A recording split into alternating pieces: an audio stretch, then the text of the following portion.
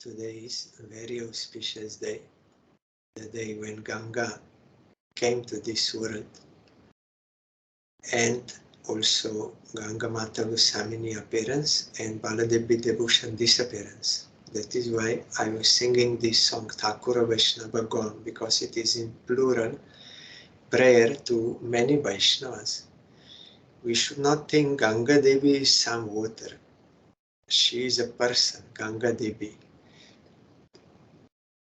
She appeared in Gaur Lila also as the daughter of Vasudha to one son, Bir Chandra Prabhu, and one daughter, Ganga. She's avatar of Ganga Devi. She's speaking, everything doing Vaishnava.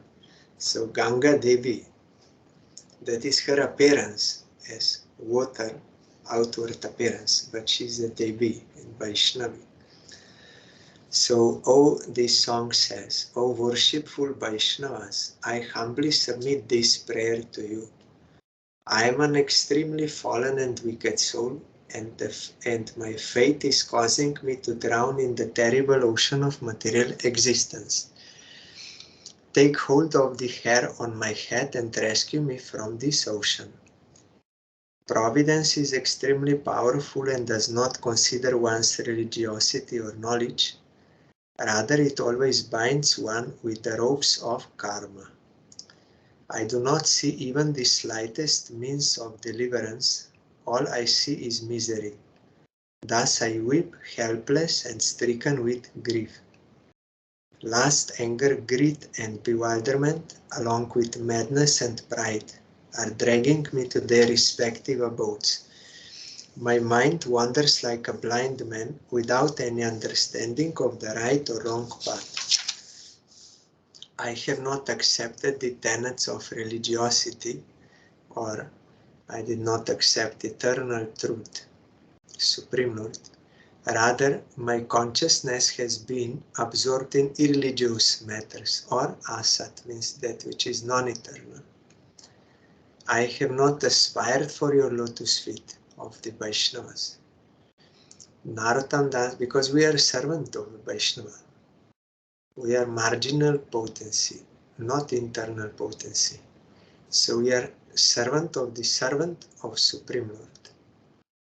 So under the guidance of Vaishnava, means personal associate of Krishna, we can serve him with their blessing, with their grace, never independently, not possible. Though we are Jivar Sarup Hoy Krishna Nitya Das, but here it is meant for us, marginal potency means this type of Das. We are servant of the servant of the servant, but we are not deprived of anything. If we can serve Krishna, we will be fulfilled under the guidance of those personal associates of Krishna. Narottam Das says, O Vaishnava Thakur, I fear what I see and hear around me. Grant me deliverance and keep me near you. If we can sincerely take shelter of Vaishnavas, then surely we will be rescued. But the thing is, we have to want it. We have to take shelter, actually. If we don't want from within, actually, then we cannot get. So here in this Puranic Charitavali, Gurudev described how Ganga appeared in this world. There are two versions.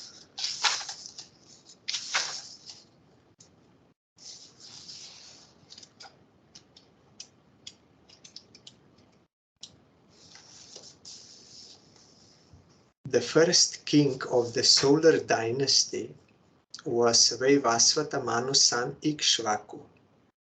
Mandata Purukutsa Trasa Dasyu Amaranya Har Yashva Tribandana Trishanku Harishchandra Rohita Horita Champa Sudeva Vijaya Bharuka Vrika and Bahuka all belong to the Ikshvaku dynasty. Being troubled by enemies, Bahuka went to the forest with his wife but died there. When Bahuka's pregnant wife prepared to die together with her husband, sage Urva forbade her to do so. The other wives of Bahuka were envious of her, and in order to eliminate the child in her womb, they fed her a type of poison. Gara, you see, this is always there, this envy. She's pregnant, we are not, so this is always there. Thus, she gave birth to a son who was born with Gara, poison. So he was named Sagara, together with Gara. On the advice of sage Urva, King Sagar performed an Ashwamedh Yagya, horse sacrifice. But Indra kidnapped the horse that was intended for the Yagya. King Sagar had two wives, Sumati and Keshini. Mahabharata states that his wives were named Vaidarbhi and Shaibya. When the sons of Sumati went looking for the stolen horse that was intended for the Yagya, they first dug up the earth and formed the Sagar, ocean. After a long search, they found the horse standing next to Lord Kapila. Mistakenly, they took him to be the thief of the horse, because Indra put the horse there. Indra was also envious, because if he will do Ashwamedh, this Yagyas, then he will become Indra and he will be thrown. So up to Biraj, up to Brahma, that Brahma Jyoti, envy is there. Even in heavenly planets, they are always fighting and there is envy and these things. And that is temporary position. Like in this world, government is elected, then for 4 years or 5 years, then again new. So like that in heaven, that is not permanent position. You will have to come down after you exhaust your pious activities. That is why it is not recommended this. We have to get our eternal position. So they thought that Kapila Muni, he took the horse, but that was false thinking. Mistakenly, they took him to be the thief of the horse. When they expressed their anger toward him, they were all burned to ashes by the fire in their own bodies due to their offense. न साधुवादो मुनि कोप भारजिता नृपेंद्र पुत्र इति सत्व धामनि कथम तामो रोषमयं विभाव्यते जगत पवित्रात्मनि खे राजो भुवा. It is from Bhagavatam. It is sometimes argued that the sons of King Sagar were burnt to ashes by fire emanating from the eyes of Kapila Muni. This statement, however, is not approved by greatly learned persons because Kapila Muni's body is completely in the mode of goodness and therefore cannot manifest the mode of ignorance in the form of anger. Just as the pure sky cannot be polluted by the dust of the earth. So it was not that he was revengeful or angry and no. It was the result of their own offense that they were killed, punished, because they committed offense to Muni. And in Mahabharata, once King Sagar desired a son, so in order to obtain the blessings of Lord Mahadev, he performed severe penance. Soon after, Mahadev was pleased and gave King Sagar a boon that he would get 60,000 sons from one wife, but they would all die together, and he would get a brave son from his second wife. Thus, as promised by Lord Mahadev, 60,000 sons were born from Vaidarbhi, and from Shaibya, one son as bright as Kartik was born. The mother and father named this son Asamanjasa, and later in Puranic Charitamrita you will come to know how these 60,000 sons, they died altogether.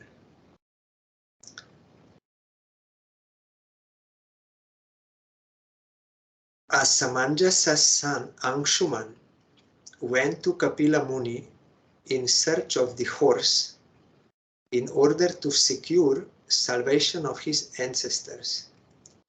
Having arrived there, he found the Yagya horse and the ashes of the sons of Sumati.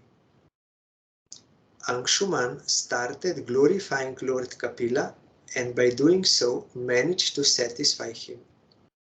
Lord Kapila then gave him permission to take the horse, but as Anshuman kept on standing before him, Kapil Dev understood that he wanted to ask for something more. When Lord Kapila learned of his wish, he told him that his ancestors would be liberated if they were offered the oblation water of Mother Ganga. After this, Anshuman paid his obeisances to Lord Kapila and returned to his father. King Sagar completed the yagya, gave his kingdom to Anshuman, and left for the heavenly abode. Despite many great efforts, Anshuman's son Dilip failed to bring the Ganga to the earth. After the death of Dilip, his son Bhagirath decided to perform penance in order to bring the Ganga. Being pleased by Bhagirath's penance, Mother Ganga appeared before him to grant him a benediction. Thus, Bhagiratha requested her to descend to earth for the salvation of his ancestors. Then Mother Ganga replied, "To fulfill your wish, I shall descend to earth, but I shall require a competent person on the earth to curb the force and velocity of my fall.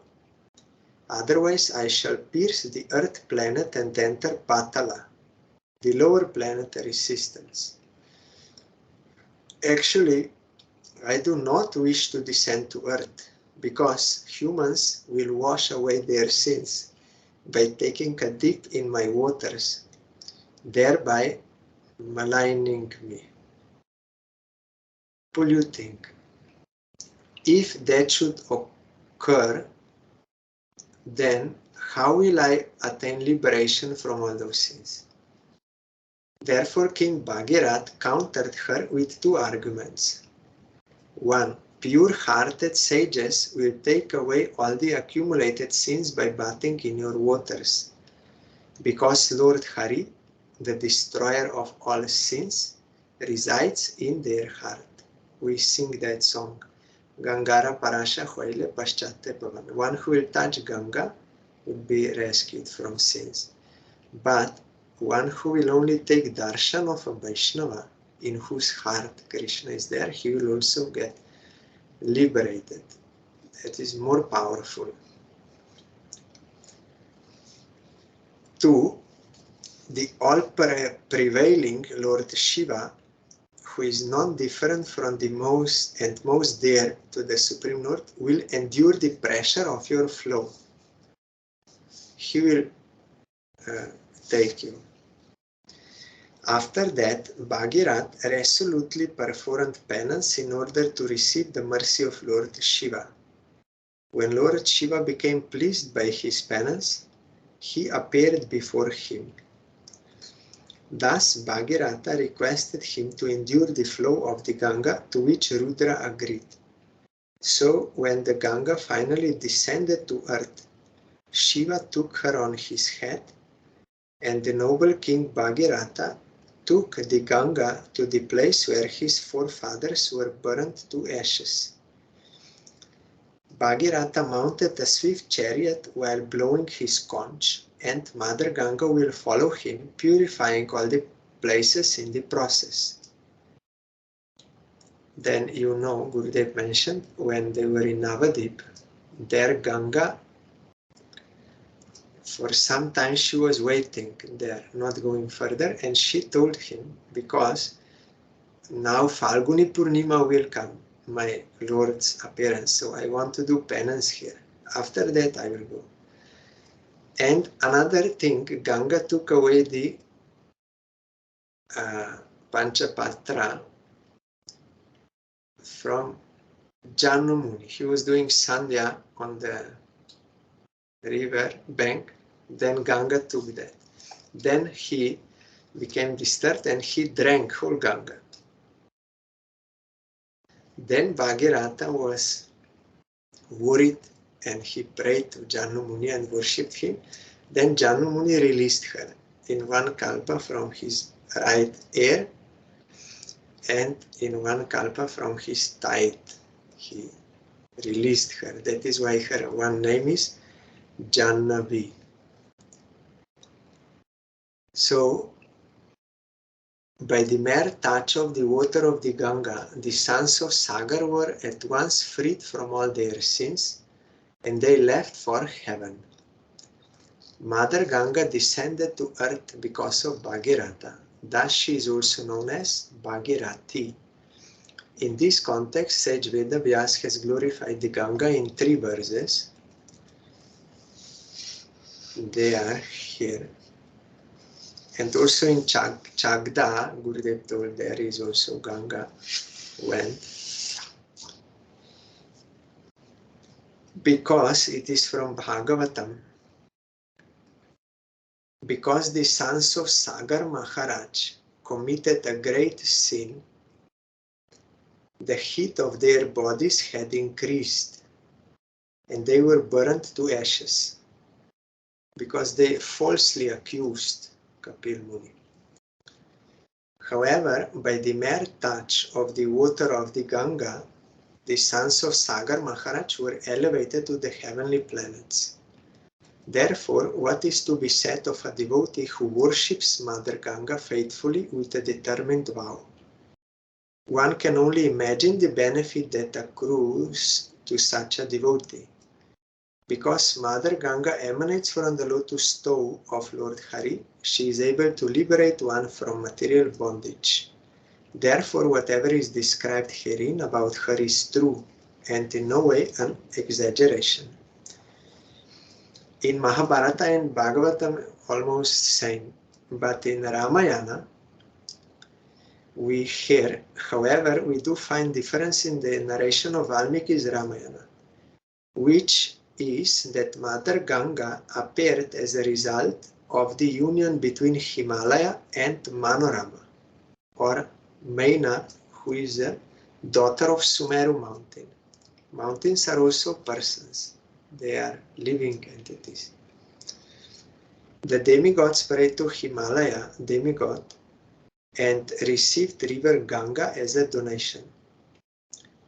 Lord Brahma kept river Ganga in his water pot, Kamandalu, and when Bhagirath learned that river Ganga was contained in the water pot of Brahma, he left his kingdom at the disposal of his ministers and performed penance to please Brahma. After 1,000 years of penance, Brahma, along with all the demigods, appeared before Bhagirath, who disclosed the purpose of his penance to him. After hearing of his desire, Brahma told him that the earth would not be able to bear the force of Mother Ganga's water, and in order to curb her force, one would first have to please Lord Mahadev. Bhagirath performed penance for a year and managed to please Lord Mahadev, who thereafter accepted his prayer and agreed to bear the falling water of the Ganga. Ashutosh Mahadev is easily pleased.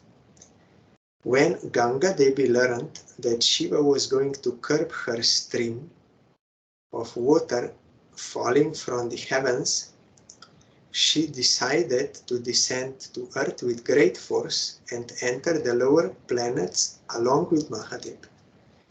Shiva was wary when he learned of this resolve, so as Ganga descended, Shiva trapped her in the locks of his hair.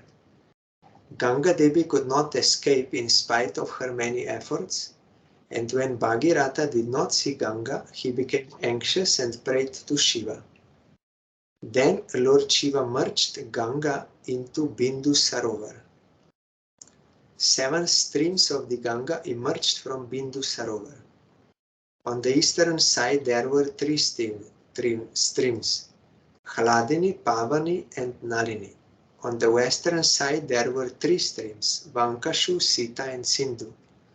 The remaining stream followed Bhagirath and came to be known as Bhagirathi. From the narration of the Ramayana, one learns that 2 daughters were born from Maina, the wife of Himalaya.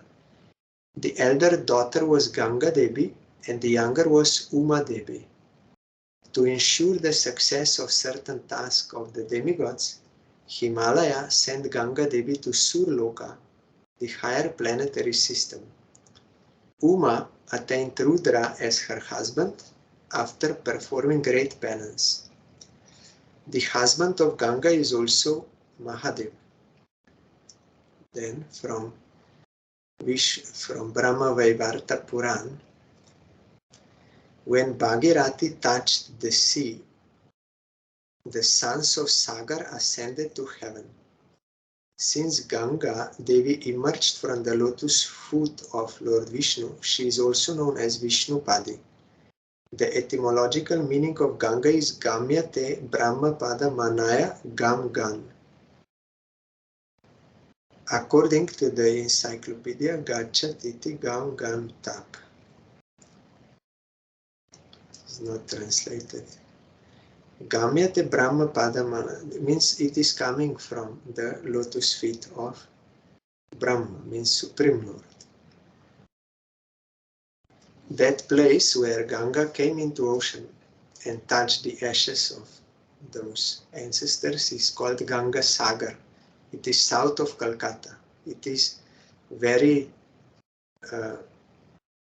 it is holy place and it is much visited by Indian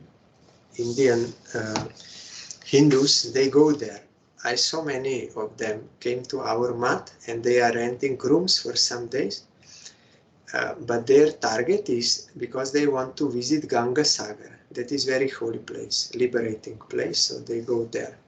So on today's day, Ganga Devi appeared in this world. I bow down to her, remembering her in Mayapur Dham, bowing down to her and praying for her causeless mercy. Also today is appearance day of Gangamata Goswamini. Gurudev wrote here in the book. Summary I will remember. She was daughter of a king, very rich, but from birth, from childhood, she was not interested in worldly enjoyment, but in devotion to Krishna. So when the time came for her marriage, they wanted to make arrangement for her marriage, but she refused. She said, I will not marry to any mortal human being. I will not. So they were not able to convince her. Then later when her mother died, she left the house. First went to Puri, then to Vrindavan. There she met in Govinda temple, she met Haridas Goswami. He is a disciple of Ananta Acharya, who is a disciple of Gadadhar Pandit. Ananta Acharya is Sudevi, and Haridas Pandit was main priest in that Govinda temple. We heard also from Chaitanya Charitamrita. So his qualities, they describe how a Vaishnava is, what is his nature, because of his purity of being connected to Krishna. No conditioned soul can imitate this. He was gentle, tolerant, peaceful, magnanimous, grave, sweet in his words, very sober in his endeavors and wise. He was respectful to everyone and worked for the benefit of all. Diplomacy, envy, and jealousy were unknown to his heart. The 50 general qualities of Lord Krishna were all present in his body. So she became attracted to him because he was a pure devotee. So she wanted to take initiation from him, but he was worried seeing her background. She's a daughter of a king. So he thought how she will do bhajan. Because those who are very rich, generally they are interested in enjoyment. So one should not give mantra, procedure of worship to someone who will not be able to do it. That is not good. The Guru has to check disciple whether really he came for the service of Krishna or what. So he was hesitant, but after he saw her character, how she was disinterested in any worldly enjoyment and really she was serious for bhajan, with great determination he gave her initiation into Krishna mantra in Govindaji temple on Chaitra Shukla Ekadashi. Then she started engaged in intense bhajan. She was begging for her livelihood, Madhukari, and doing bhajan. Then her guru told her, you should go to Radha Kunda, do bhajan there together with your aunt. She was also a disciple of Haridas Goswami, Lakshmi Priya. So there they would do great bhajan, daily chanting 3 lakhs Harinam, like Haridas Thakur. Today I heard from Gurudev, one Harikatha, that Haridas Thakur would chant 1 lakh loudly and 2 lakhs mentally Harinam, but without offenses and from the core of heart. He said, Gurudev said, he is chanting Harinam, we are also chanting, but there is a great difference. He is chanting from the core of heart for Krishna's satisfaction without offenses. That is why he was not attracted to that prostitute because of having higher taste. So they would chant 3 lakh daily Harinam and daily they would do Govardhan Parikrama. Then after several years of such intense bhajan in Radhakund, then Guru told her in Jagannath Puri, that place of Sarvam Bhattacharya, he is an associate of Mahaprabhu. That temple is ruined, so you have to recover that place. So immediately taking the order of Guru, because order of Guru is bhajan. Without Guru ordering, it is not a bhajan. And what Guru orders, that is actually bhajan. So she came there in Puri, and in order to recover that place, she started to preach. She was speaking Bhagavatam classes, and so many people, they became attracted to her, seeing her pure character and her explanations of Bhagavatam. Even the king of Puri, he became attracted to her. Then, one day, Jagannath appeared to king in dream to give that place near Shweta Ganga in Puri. There is in the one place to Gangamata Goswamini. Her name was Sachi at that time. This is her family given name, Sachi. So she took that land in order to assist her in her mission to recover that place and to have, not because of wanting any property, but in this, and because it was ordered by Jagannath,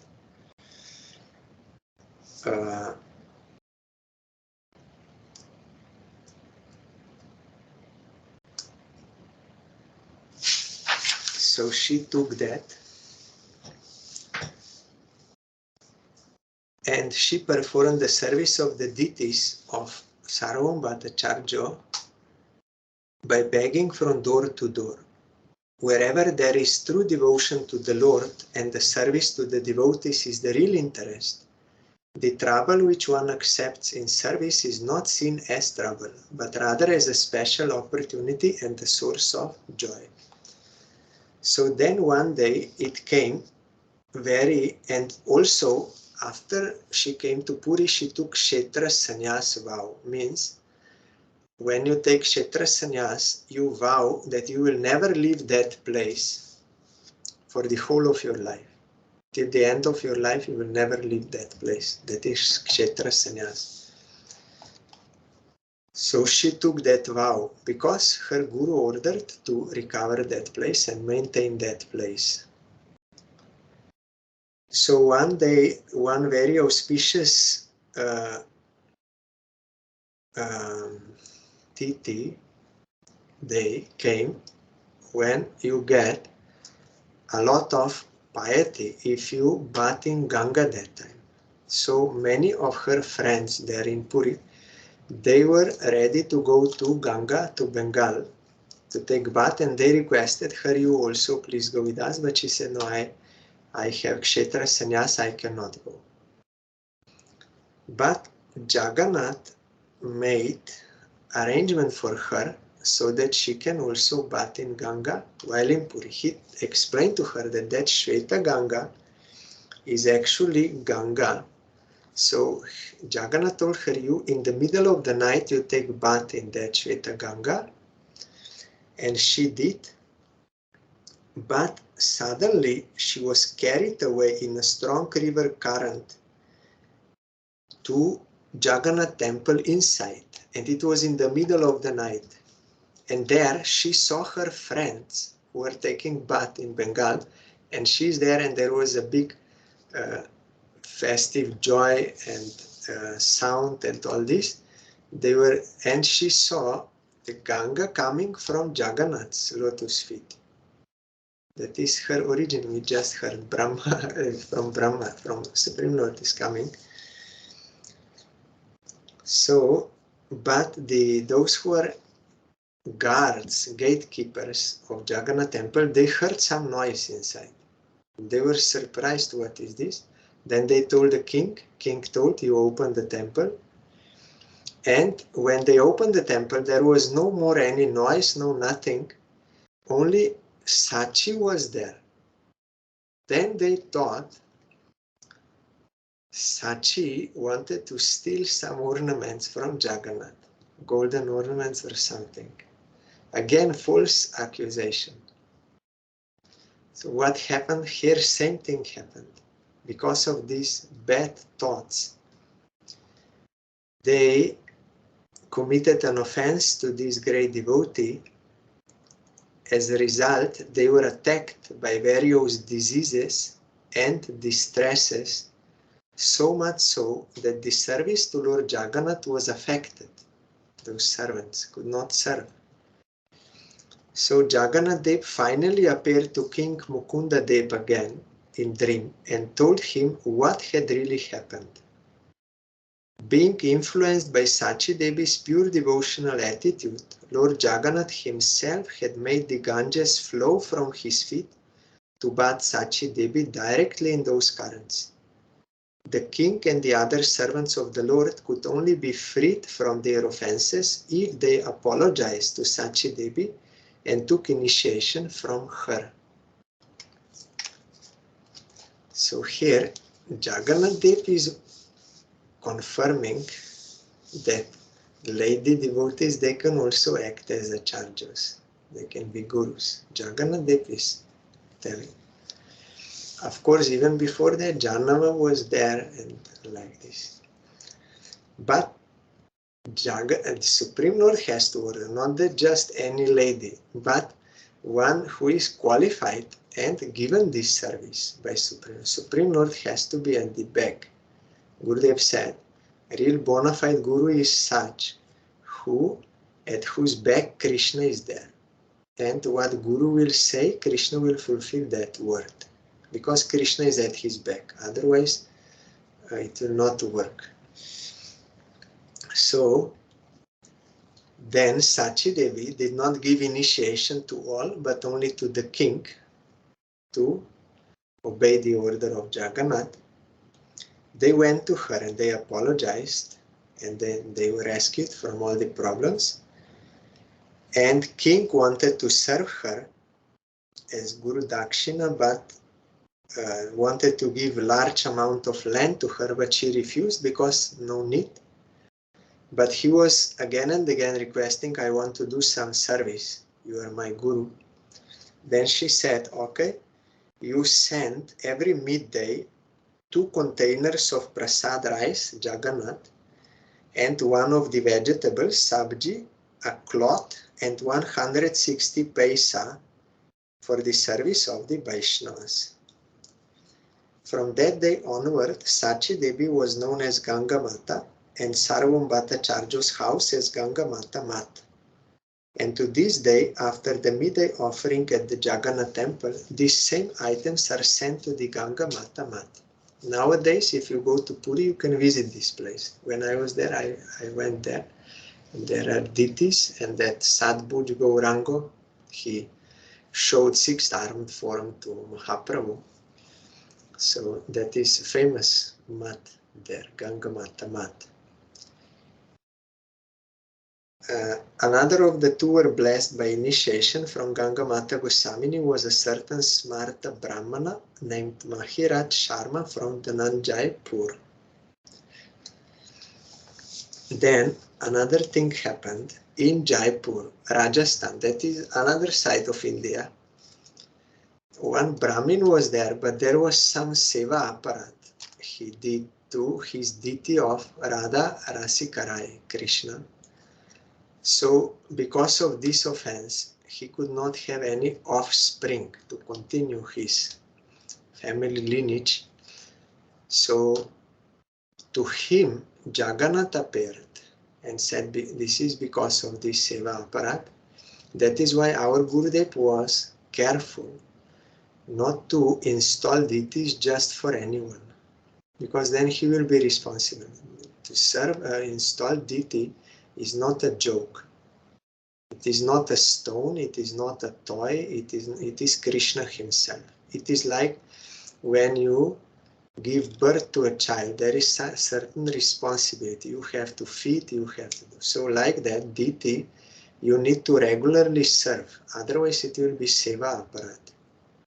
And there will be bad consequences. So bona fide Guru will not give just to anyone who is unregulated and all this. So here we see this.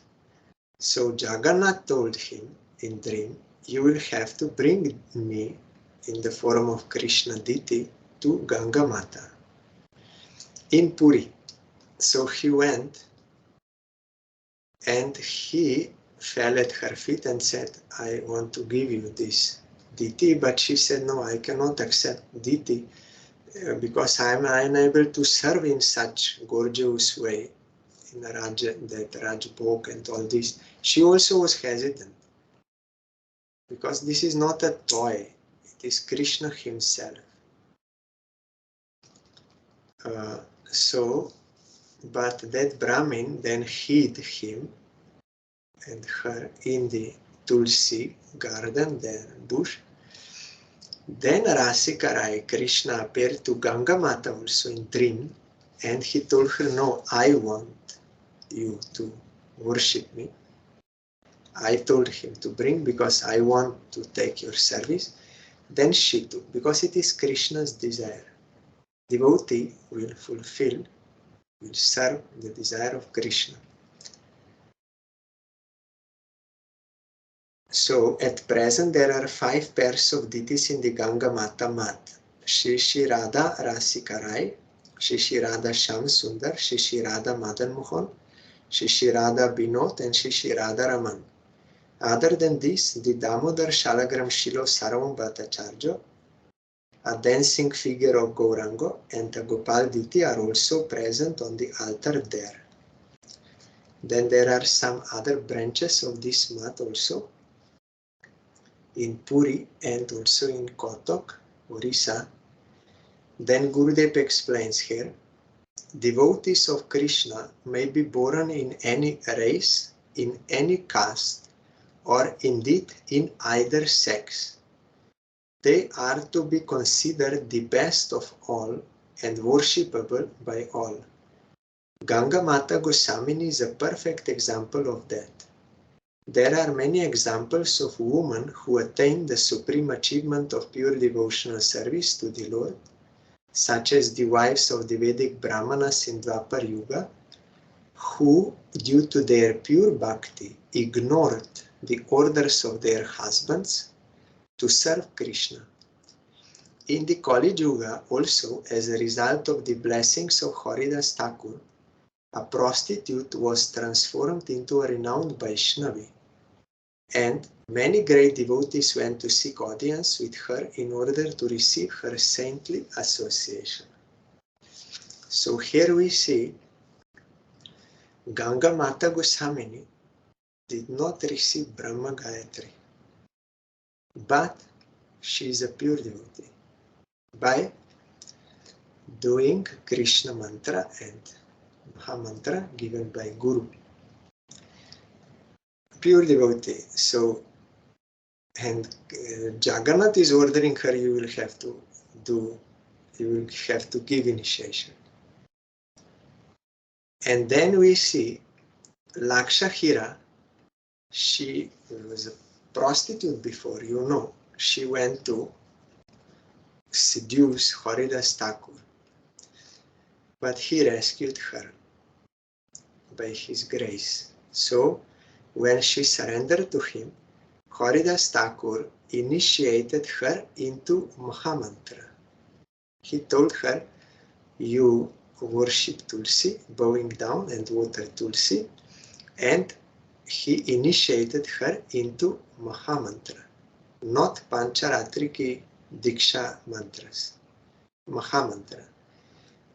By doing what Guru said, she became a pure devotee. And others, they took her shelter also and they came to take darshan. She's a pure devotee. So the thing is, we have to worship as Guru says. If we do that, we will get everything, because Guru is not different from Krishna.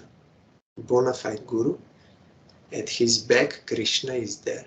So whatever Guru gives, that is for the service of Krishna. By the service of Krishna we can get eternal welfare. So our only business is to submit to Guru, not to calculate this and that and so many things. We have to submit to Guru and do what he says. Then we will get perfection. So today, Gangamata Goswamini, she's a Goswamini, pure devotee, has full control over her senses, engaging them in the service of Krishna. I am bowing down to her and praying her causeless mercy. Today is also the disappearance day of our previous Guru in our Guru Parampara, Sri Baladev Vidyabhusan. We are remembering him and praying for his grace every day because he's in our Guru Parampara. At first, he was, since birth, he was very scholarly and was interested in this spiritual. Then he studied in that place where near he was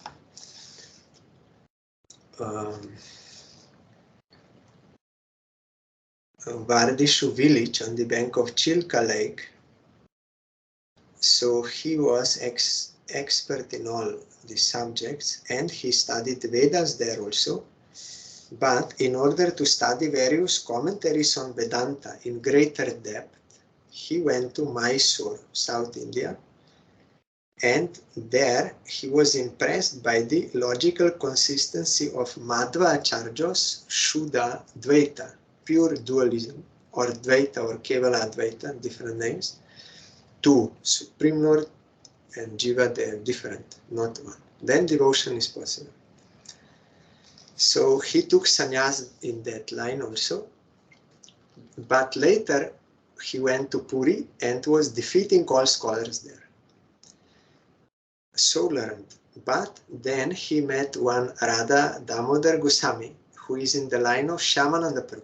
Gauridas Pandit, Hridaya Chaitanya, then Shyamananda, Rasikananda, Nayanananda, Radha Damodar Goswami. So he was attracted to him, and he heard from him about Jiva Goswami's Sat Sandarbha, those 6 theses written by Jiva Goswami. He was studying under him.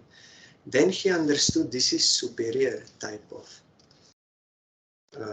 understanding. So he took initiation from him into Gaudiya line. And later he went to Vrindavan and was studying Bhagavat Puran, means Srimad Bhagavatam from Vishwanath Chakravarti Thakur. We are also reading his commentaries, Vishwanath Chakravarti Thakur. And when he became renounced, his name was Ekanti Govinda Das. So then, you know, when in Jaipur king, there Radha Govinda are served of Rupa Goswami, and Radha Gopinath and Radha Mohan is near. So that king was Gauriya Vaishnava, but once with some of Ramanuja Sampradaya, some acharyas, they challenged that king. That is not bona fide Sampradaya. You have to take mantra from our. Your Sampradaya is not bona fide because there is no Vedanta Sutra commentary. So they confused his mind. Then he wrote to Vishwanath Chakravarti Thakur, this is happening, you please come and solve this matter. That time Vishwanath Chakravarti Thakur was main acharya of Gauriyas. But he said, I am now old, I am unable to travel that far because in those days no flight, cars, like you have to walk or bullock cart. So for old person or maybe some sickness is there, it is not possible. So he said, I'm sending my disciple, not the mantra disciple, but Bhagavad disciple. So he sent Baladev. That time he was Baladev. Then he came there and refuted all their arguments about Vedanta Sutra. It is already, Srimad Bhagavatam is commentary to Vedanta Sutra. It is written in Shastra, in Garuda Puran and others. We are accepting that commentary. And also they were not accepting the worship of Radharani. He gave all evidences, everything he gave from Shastra refuted. But still they would not accept, because it was the desire of Supreme Lord to manifest that Vedanta Sutra commentary. So they said, no, we are not accepting. Unless you write commentary, then we will not accept. Then they gave him some days. Some say 7 days, some say 30 days, some say 3 months. But anyway, all these periods are very short for such a vast commentary. Vedanta Sutra is not so easy to understand. You have to know all Upanishads first to know what Vedanta Sutra is saying. Very concise, only sutra is there. It is not easy to understand. So Baladev Vidyabhusan then went to Govinda temple, deities of Rupa Goswami, and prayed there. Then garland came from Govinda and Pujari gave. Then he understood it is his desire. So he was praying, then in dream Govinda appeared to him and told him, this is the commentary. Then he wrote down, and when he presented that commentary, then they were all dumbfounded, means astonished. And it is not only argument against Advaita Vedanta impersonalism like that, but also all rasa, tattva and everything of the Gauriyas, highest that, everything was there. They were totally silenced. They could not argue anything further, and king was pacified and everything was fine. It was the desire of Supreme Lord to manifest this. That is why he made such arrangement, because you know when Mahaprabhu came to Puri, there Sarvam Bhattacharya wanted to teach him Mayavad Vedanta commentary, but Mahaprabhu refuted everything and he gave a real explanation. And that explanation was heard as was heard by Gopinathacharya. This same Gopinathacharya appeared as Baladev Vidyabhusan later on and spoke, means wrote down this, what Mahaprabhu taught, Sarvam Bhattacharya. So this is the explanation of Mahaprabhu,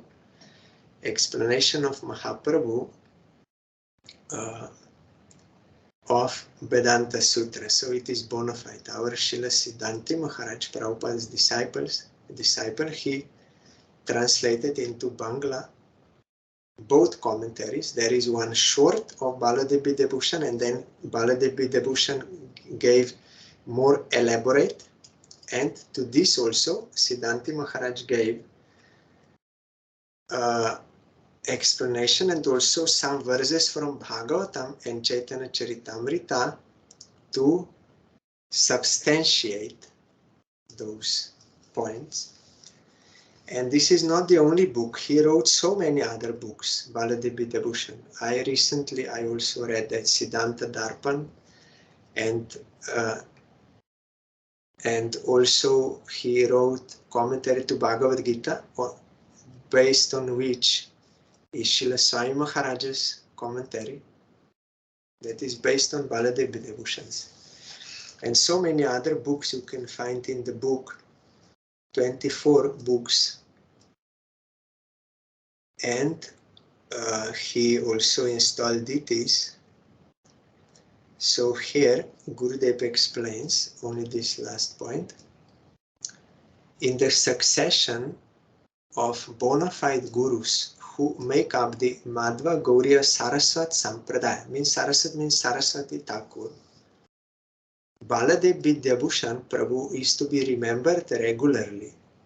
Simply, Vidyabhusan title he got after he wrote Govinda Vasya, this commentary to Vedanta, simply demonstrating a connection through initiation to a family succession of initiating spiritual masters does not make one a bona fide guru. One must demonstrate complete dedication to the supreme truth, Brahmanishta. Only a pure devotee can be called a bona fide guru. So not only that I'm from this family or I got this mantra from this channel. No, that is not enough. In Shastra it is says Shrotriyam Brahmanishtam, in Mundaka Upanishad, and also in Bhagavatam, Shabda Parichanishnatam Brahmani Upasamashrayam. He must be well versed in Shastra and also got mantra from bona fide preceptorial channel. This is one. But another thing is Brahmanishta, he must have realization of Supreme Lord. Brahmani Upasamashrayam, he fully dedicated to, means he must be pure devotee. Then he can inspire others and he can give service to others. Krishna will give him this service to do. So only a pure devotee can be called a bona fide guru. Therefore, Bhakti Siddhanta Saraswati Thakur Prabhupada wrote, I pay obeisances to Vishwanath and all his disciples like Baladev. Baladev's disciple Jagannath Das Babaji and his dearmost follower Bhakti Vinod Thakur. So on today's day, our previous Gurudev. Previous means he's appeared there, but that does not mean that he's not existing anymore. He's existing and he is our Gurudev. Now, if we don't respect him, worship him, then it will be broken. We will lose everything. Because our Gurudev is offering to his Gurudev. His Gurudev is offering to his Gurudev. Like this it is going to Krishna. If we don't respect whole Guru Parampara, then we will be lost. We cannot cut out, like I'm only concerned with my Guru, no one else. That will be wrong, because your Guru is worshipping his Guru. So you also have to worship his Guru. And his Param Gurudev is worshipping his Guru. And he's worshipping his Guru like this. So how you can disrespect or ignore? No. Daily we have to pray for the grace of whole Guru Parampara. So on today's day, Baladev Vidyabhusan Prabhu made the pastime of disappearing from this world. I am bowing down to him and praying for his causeless mercy. Tomorrow we will continue with our Bhagavad Gita. There also Baladev Vidyabhusan's points are included in this commentary of Bhaktivinoda Thakur and Vishwanath Chakravarti Thakur. Hari Bol.